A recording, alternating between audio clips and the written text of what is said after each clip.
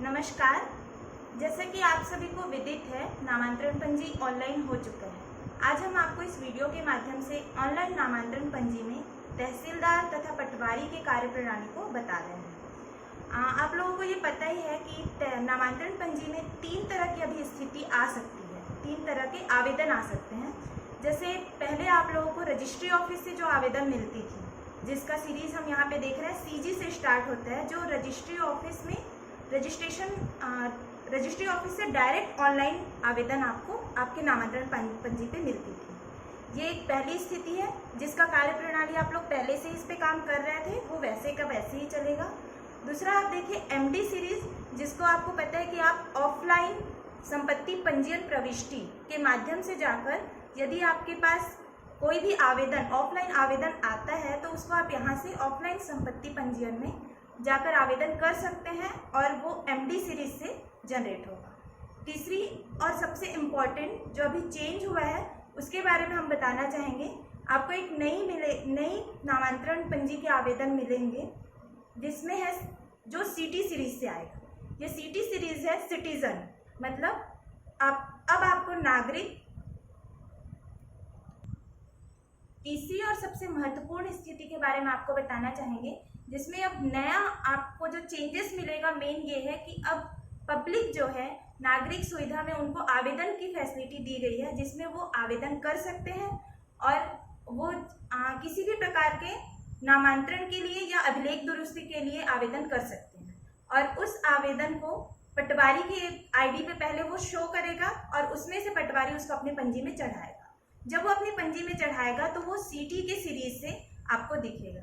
इस तरीके से हमारे पास तीन टाइप के आवेदन प्राप्त हो रहे हैं। पहला है सीजी सीरीज जो रजिस्ट्री ऑफिस से मिला, दूसरा है एमडी सीरीज जो आपने अपने ऑफलाइन संपत्ति पंजीयन के माध्यम से किया, और तीसरा है हमारा सीटी सीरीज जो पब्लिक जब आवेदन कर रही है उसको नामांतरण पंजी में दर्ज करने पर। अभी हम आपको दिखा रहे हैं कि अगर पब्लिक आवेदन कर रही है तो उसे पटवारी किस तरीके से अपने नामांतरण पंजी में दर्ज करेगा। इसके लिए पटवारी आईडी में ऑप्शन अभिलेख दुरुस्ती के अंदर आप जाएंगे। यहाँ आपको अभिलेख दुरुस्ती नामांतरण पंजी में प्रविष्टि, यहाँ से आप देखेंगे नागरिकों से प्राप्त आवेदन की प्रविष्टि।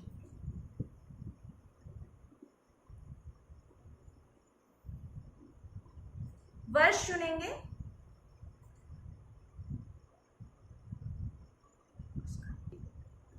वर्ष चुनने के पश्चात आपको इस वर्ष में जितने भी आवेदन नागरिकों से प्राप्त हुए हैं वो आपको इस स्क्रीन पर दिखेगा। इसमें देखिए आवेदन क्रमांक, उसका खसरा नंबर, खसरे का कुल भूमि स्वामी और भूमि स्वामी का नाम व पता, और भूमि स्वामी का नाम। फिर यहाँ पे विवरण देखे, विवरण देखे में इसके अतिरिक्त अगर कुछ विवरण है वो आप देख सकेंगे। इसके अलावा अन्य विवरण देखने के लिए विवरण देखे में क्लिक करने पर आपको ये स्क्रीन प्राप्त होगा, जिसमें आवेदन का क्रमांक, ग्राम, खसरा नंबर, रकबा, ई पंजीयन आईडी का नंबर और ये सारे डिटेल आपको उसमें प्राप्त होंगे। इसमें आपको जो पब्लिक डॉक्यूमेंट अपलोड करेगी वो डॉक्यूमेंट भी आप यहाँ पे देख सकेंगे कि वो क्या डॉक्यूमेंट नामांतरण के लिए किस डॉक्यूमेंट का प्रयोग कर रही है, और उसको आप वेरीफाई कर सकते हैं।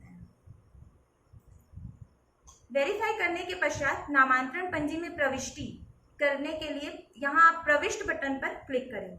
यहाँ आपको मैसेज देगा, कृपया सुनिश्चित करें कि उपरोक्त प्रविष्टि की जांच कर ली गई है और नामांतरण पंजी में प्रविष्ट करना चाहते हैं। आप जैसे ही इसे प्रविष्ट करने के लिए ओके बटन क्लिक करेंगे, आपको आवेदन क्रमांक की हल्का पटवारी द्वारा नामांतरण पंजी में प्रविष्ट कर लिया गया है। अब यह आपके नामांतरण पंजी में सीटी के सीरीज से प्रदर्शित होगा।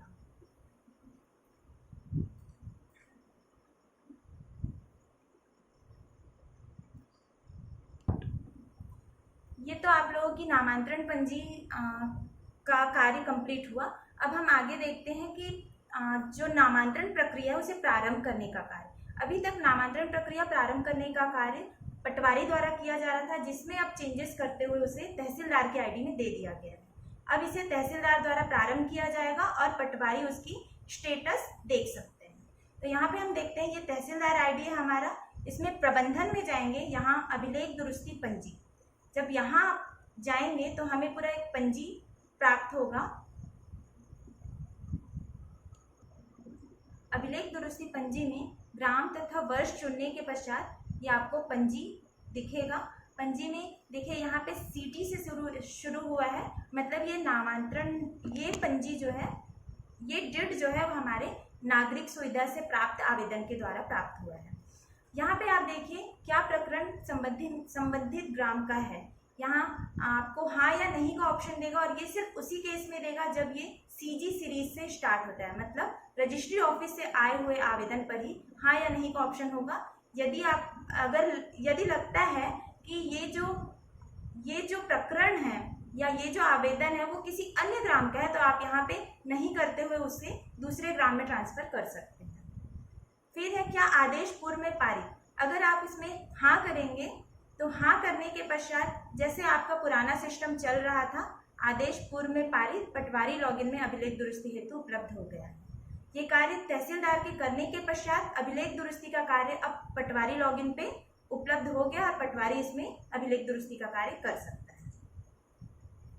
इसी प्रकार देखिए, यदि हम इसमें क्या आदेश पूर्व में पारित नहीं करके चलते हैं, नहीं करने पर हमें यहाँ पे पेशी तारीख डालना होगा। पेशी तारीख जैसे हम डाल लेते हैं और इसे प्रविष्ट कर लेते हैं। ये सिस्टम आपके मैनुअल सिस्टम की तरह ही पूरा कार्य करेगा, जिसमें पेशी तारीख डालना है। पेशी तारीख के बाद इश्तिहार या नोटिस जारी करते हैं आप जैसे मैनुअल में, वैसे ही आपको यहाँ पे इश्तिहार नोटिस जारी करने का एक ऑप्शन दे रहा है। देखिए मैसेज आ गया, पेशी की तारीख सुरक्षित हुआ। ये होने के बाद आपको इश्तिहार नोटिस जारी करें।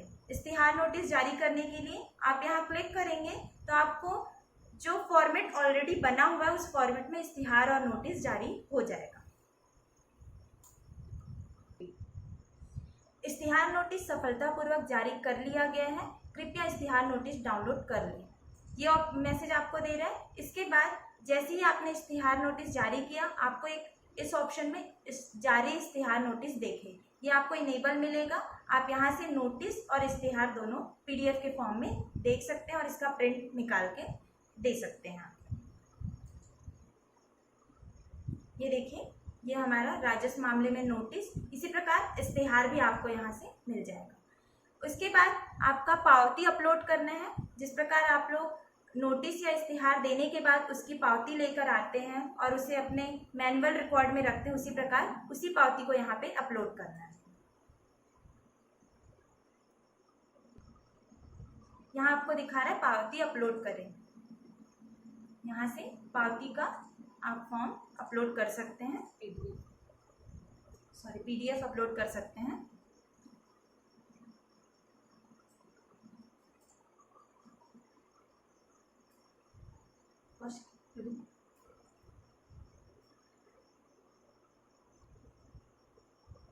अपलोड हुआ। फिर देखिए यहाँ पे आपको दिख रहा है क्या पक्षकार उपस्थित हुए। यहाँ पे हाँ और नहीं का ऑप्शन दिया गया है। यदि आप हाँ करते हैं तो पक्षकार की प्रविष्टि करने का ऑप्शन आता है। रेडी। ये पक्षकार की उपस्थिति का तारीख आप यहाँ डालेंगे और पक्षकार की उपस्थिति पत्र अपलोड करेंगे। अपलोड करने के पश्चात प्रविष्ट करेंगे।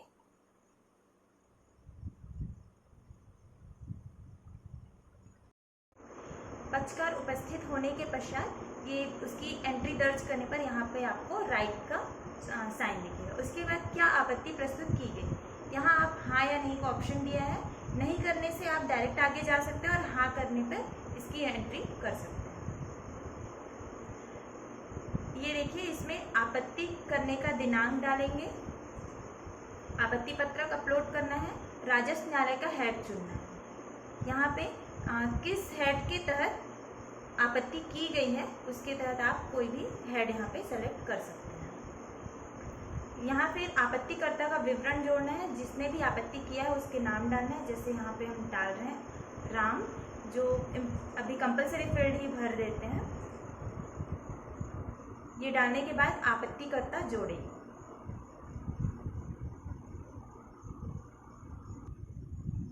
ये आपत्तिकर्ता का डिटेल आपको यहाँ पे दिखाएगा। फिर यहाँ पे प्रविष्ट कर राजस्व न्यायालय में प्रकरण दर्ज करें। इसके पहले हमने यहाँ पे आपत्ति पत्रक अपलोड नहीं किया है, इसे भी अपलोड कर लेंगे।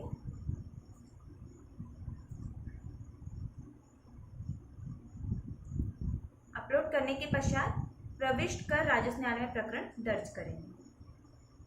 ये करने के पश्चात ये राजस्व न्यायालय में प्रकरण दर्ज हो जाएगा और ये आपको इस वक्त तक, जब तक कि राजस्व न्यायालय में ये प्रकरण चल रहे हैं और उसका निराकरण नहीं हुआ है, तब तक किसी भी कार्य को या फिर किसी भी अभिलेख दुरुस्ती को करने के लिए रोकेगा। जैसे यहाँ पे हम देख लेते हैं, जैसे हमने इसमें किया था, यहाँ पे हमने प्रकरण राजस्व न्यायालय में इसे दर्ज कर दिया, तो यहाँ हमको शो कर रहा है प्रकरण क्रमांक, ये किस प्रकरण क्रमांक से दर्ज हुआ है ये भी यहाँ पर दिखेगा। और उसके बाद देखिए, ये जो प्रकरण राजस्व न्यायालय में दर्ज हैं वो स्वतः ही विवादित प्रकरण में दर्ज हो जाएंगे और वो ऑटोमेटिक यहाँ पे राइट चेक हो जाएगा कि ये अभी विवादित है। जब तक कि ये विवादित रहेगा, इसमें अभी हम कोई अभिलेख दुरुस्ती नहीं कर पाएंगे। राजस्व न्यायालय में प्रकरण समाप्त होने के पश्चात, अर्थात उसका अंतिम आदेश पारित होने और नस्तीबद्ध होने के पश्चात, ये जो प्रकरण है यहाँ राजस्व न्यायालय में निराकृत हुआ में आ जाएगा और यहाँ पे दिखाएगा कि आदेश पारित हुआ या खारिज हुआ। अब इसमें इस प्रकरण के तहत क्या ये नामांतरण का जो प्रक्रिया है वो पारित हुआ है या खारिज हुआ है। अगर आप पारित करेंगे तो पारित होने के पश्चात ये नामांतरण का प्रक्रिया प्रारंभ हो जाएगा और ये अभिलेख दुरुस्ती के लिए पटवारी के आईडी में अब अवेलेबल हो जाएगा। अगर आदेश खारिज करते हैं तो नामांतरण खारिज हो जाएगा और खारिज होने के पश्चात ये जो नामांतरण का आदेश नामांतरण की आवश्यकता नहीं है, ये फील्ड चेक होके आ जाएगा। ये तो हमारे विवादित प्रकरण के केस की प्रक्रिया हो गई। अब हम इसमें एक दूसरा केस देखते हैं जिसमें अगर प्रकरण विवादित नहीं है, अविवादित है, उस केस में कोई आपत्ति अगर प्रस्तुत नहीं की गई है, तब के केस में आप यहाँ पे नहीं का ऑप्शन सेलेक्ट कर सकते हैं और नहीं का ऑप्शन सेलेक्ट करने पर सीधे आप अभिलेख दुरुस्ती के लिए पटवारी आईडी में दे सकते हैं। सेम वैसे ही इसको करूँगी, डायरेक्ट नहीं होगा ना, इस सेम वैसे ही पक्षकार उपस्थित यदि नहीं होते हैं तो आप यहाँ नहीं क्लिक करके आगे उसको अभिलेख दुरुस्ती के लिए आगे प्रोसेस कर सकते हैं। यहाँ आपको मैसेज दे रहा है, पक्षकार उपस्थित नहीं हुए, आदेश क्रमांक दिस तथा दिनांक, ये वर्तमान दिनांक जिस डेट में आप नहीं को चुनेंगे वो डेट दिखाएगा, के तहत अभिलेख दुरुस्ती हेतु उपलब्ध है। ये जो प्रकरण है अब ये अभिलेख दुरुस्ती के लिए पटवारी के आईडी में उपलब्ध है और पटवारी इस पर अभिलेख दुरुस्ती करेगा। उपस्थित नहीं होने पर ये हमको ये मैसेज यहाँ पे भी दिखा देगा, पक्षकार उपस्थित नहीं हुए, आदेश क्रमांक इतने तथा दिनांक इसके तहत अभिलेख दुरुस्ती हेतु उपलब्ध है।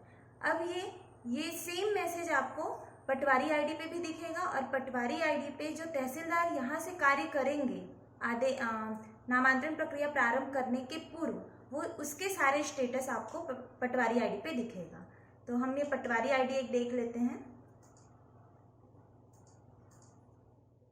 ये जैसे ये पटवारी आईडी है, इसमें देखिए हमने यहाँ पे आदेश पूर्व में पारित नहीं हुआ, इसके बाद इसने पेशी तारीख जो दिए थे वो दिख रहा है, नोटिस और इस्तिहार भी हम यहाँ से देख सकते हैं, पावती अपलोड हो चुका है, पक्षकार उपस्थित हुए हैं इसमें और अभी इसमें प्रकरण दर्ज है, मतलब ये अभी विवादित में रहेगा और इसमें अभी कार्य नहीं हो पाएगा, अभिलेख दुरुस्ती का कार्य पेंडिंग रहेगा।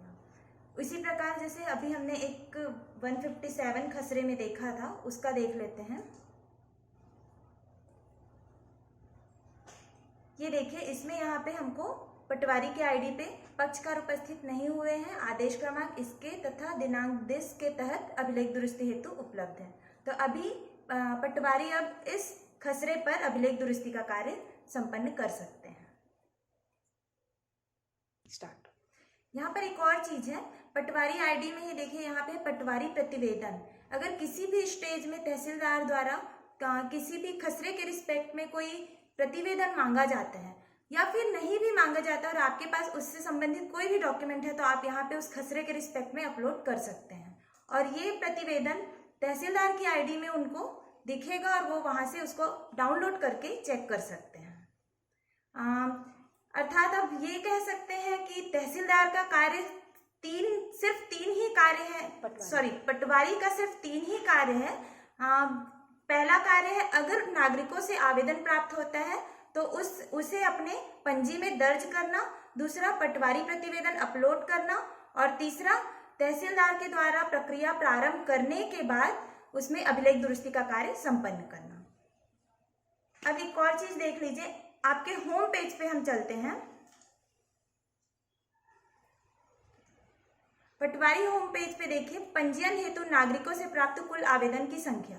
यहाँ पे आपको अगर आवेदन आए हैं नागरिकों से तो उसकी संख्या दिखाएगा और उसमें फिर आपको जाके आगे पंजी में प्रविष्ट करना है। इसी प्रकार अगर तहसीलदार के द्वारा अभिलेख दुरुस्ती के लिए आप पटवारी के लिए उपलब्ध करा दिया गया है, मतलब अगर नामांतरण की प्रक्रिया प्रारंभ हो चुकी है तो वो आपको यहाँ पे दिखाएगा अभिलेख दुरुस्ती हेतु उपलब्ध संख्या। तो आप यहाँ से जाकर के किस ग्राम में कितने अभिलेख दुरुस्ती के लिए आए हैं, आप वहां जाके उसको अभिलेख दुरुस्ती का कार्य संपन्न कर सकते हैं। इसी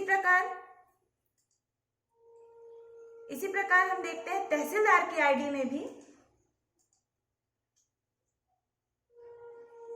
ये अभिलेख दुरुस्ती पंजी जिसमें प्रक्रिया प्रारंभ नहीं हुई है उनकी संख्या दिखा रहा है, ताकि तहसीलदार इनमें जल्दी से प्रक्रिया प्रारंभ कर सके और उसके बाद वो आपको अभिलेख दुरुस्ती के लिए अवेलेबल हो सके।